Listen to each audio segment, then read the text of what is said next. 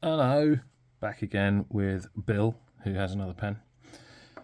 This is the Lemon M1 piston filling pen. May look slightly familiar.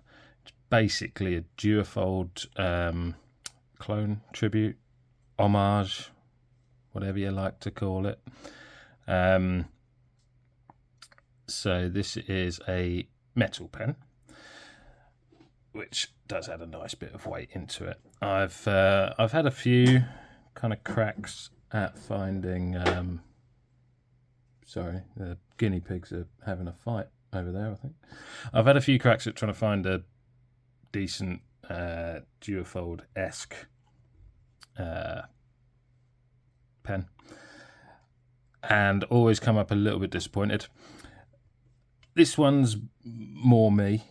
But there are a couple of bits and bobs which, during testing, have not been quite up to standard, shall we put it that way. So let's run through it all, shall we?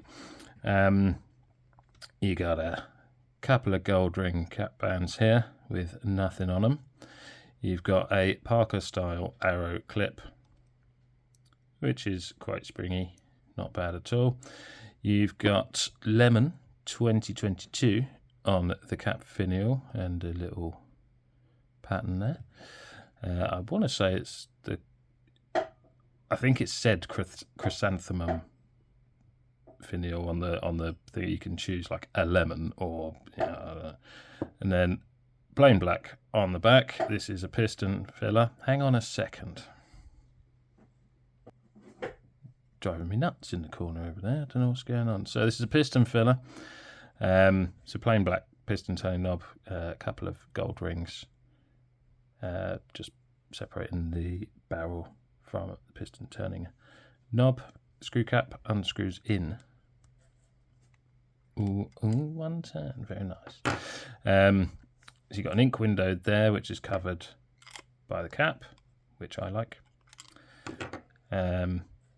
Threads, metal threads there, not sharp in any way. You've got a nice little section which just tapers in a little bit and then flares out before the nib.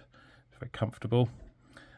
You've got a two-tone steel nib, number 6, fine in this case. And that does have a little lemon motif etched on there. Plastic feed, number 6. Yeah, as I say, piston filling pen. Got your ink window in there. So yes, I mentioned duofold clone. I'm going to go with clone because it pretty much is. I'll bring down my size comparison just a little bit early so that we can take a look at that. I have to zoom out a teeny weeny bit.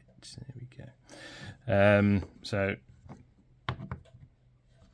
let's do a quick size comparison. Here we go. So Lemon M1, Twisby Eco, Moonman Marjon P136, Jinhao X159, and a Leonardo Momento Zilla Grande. And then this side we have kind of two others duofold likes. So you've got the Moonman M600, I think, and the Jinhao 100 Centennial. So basically both duofold type things. Differences: Jinhao, you've got a ball clip rather than the arrow. Moonman, you've got the arrow. These are both cartridge converters, but they're similar for size. These are resin / plastic pens, so a lot lighter in the hand, and I think that's probably what's not floated my boat really. I mean, the Jinhao in particular feels a bit more plasticky and flimsy.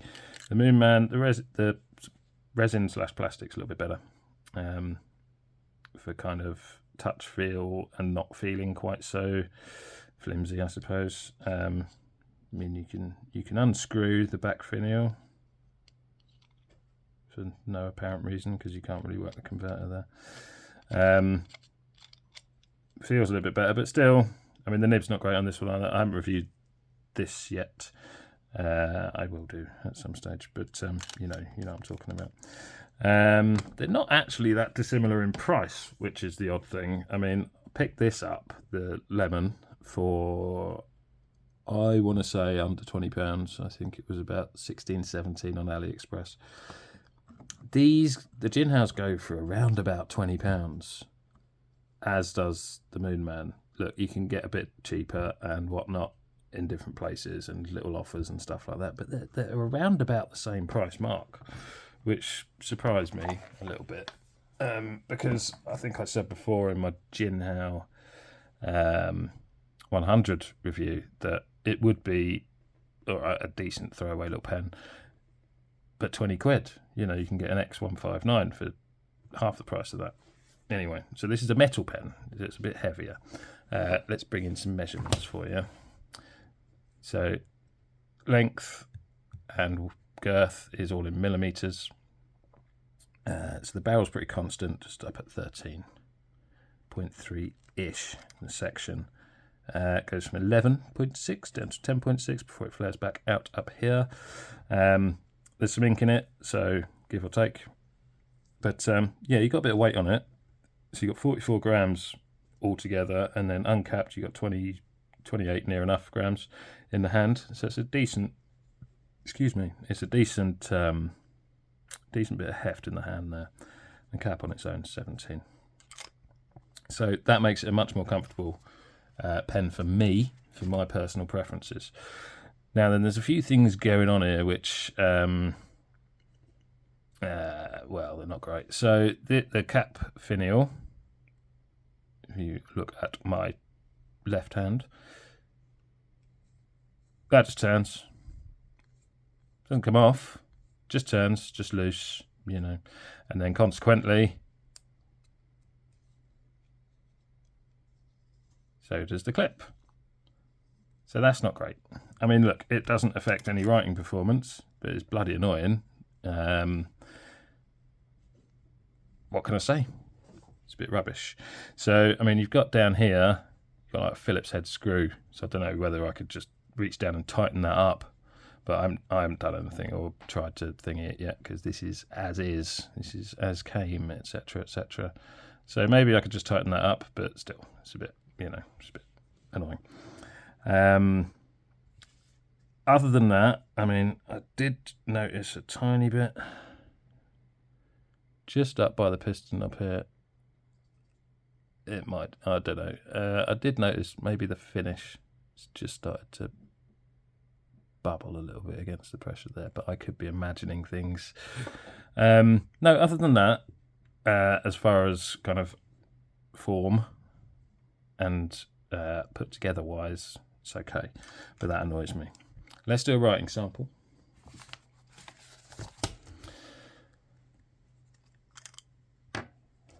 So we have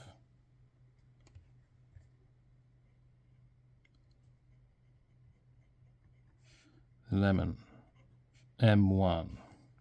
By the way, I'm not sure, but lemon could be a part of Hongdian.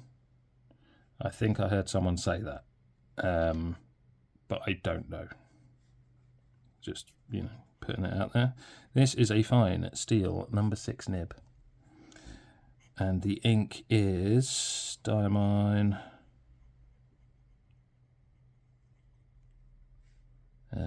Festive Joy.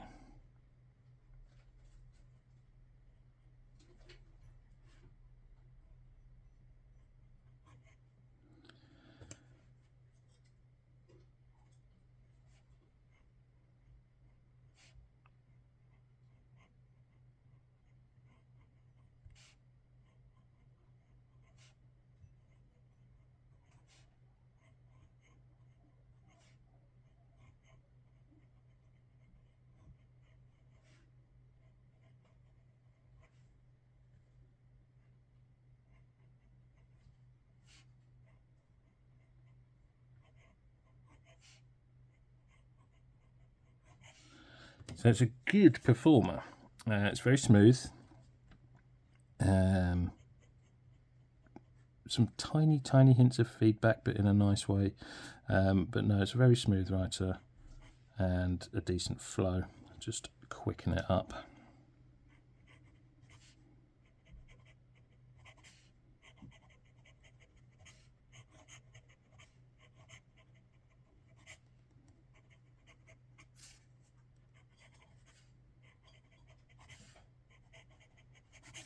So it keeps up fine.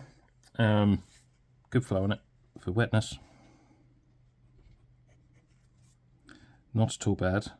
Fine nib, remember. So it's pretty decent wetness and flow in there. Pleased with that. Line variation.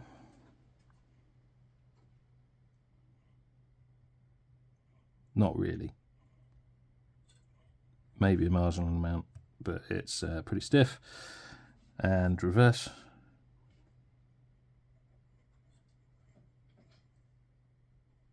It's actually pretty smooth. And you can get a bit out of that, taking it down to extra fine or thereabouts.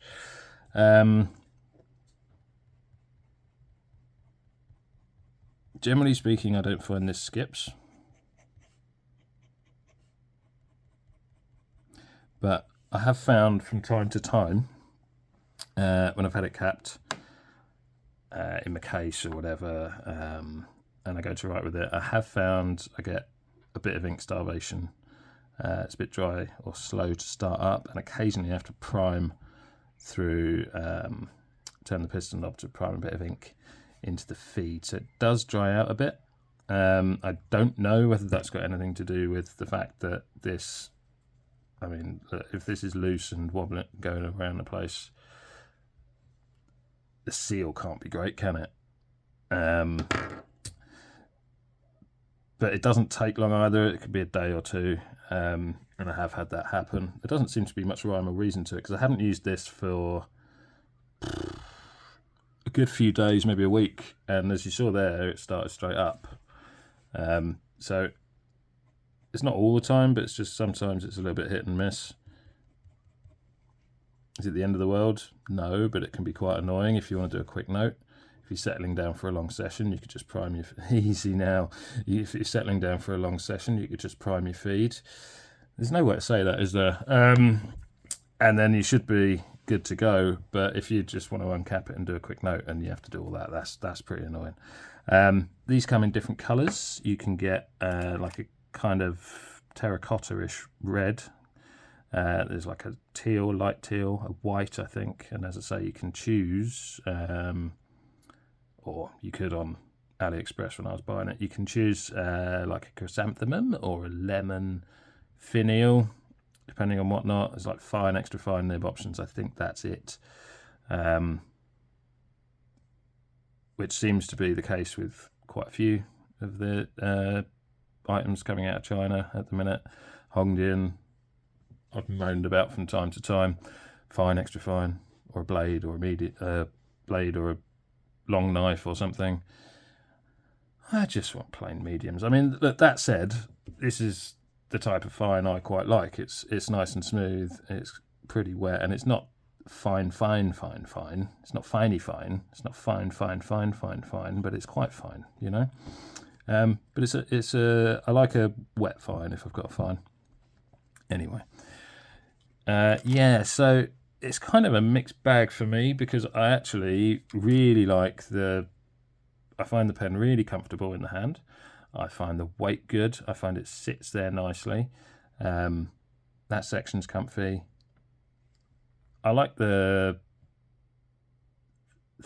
apparent kind of extra length, just the shape. It's a number 6 nib, but I don't know, it's protruded a little bit more, and it's a bit thinner up on the tines here, so it kind of gives that impression that it's a bit longer. I like that. I like it nib performance when it performs. It's just that dry out issue from time to time. So I don't know whether that's cap seal or just feed issues or something, but I actually did flush this out with water before I filled it for once when I got the pen. So I'd be surprised if there was any crap left in the feed and some stuff like that. But yeah, it may just be the cap seal, this wobbly bit. Look, as I say, I might just be able to tighten that up and it's fixed, but I'm going as is for now. Yeah, so I want to say about the £20 mark. Bit cheaper, a couple of quid more, depending on where you go, what time you get it, etc., etc. But it certainly wins out for me in the battle of the duofold impersonators. I find the other two a little bit insubstantial for me. Your taste and bag may vary, but yeah, it's not bad. And I like the fact that you got a nice ink window, but hidden by the cap. That's my personal preference. But yeah, so a couple of issues, but not bad at all. I certainly don't feel ripped off, but just a couple of things to be aware of. Hope this was interesting to you. Have a lovely one, and I'll see you next time.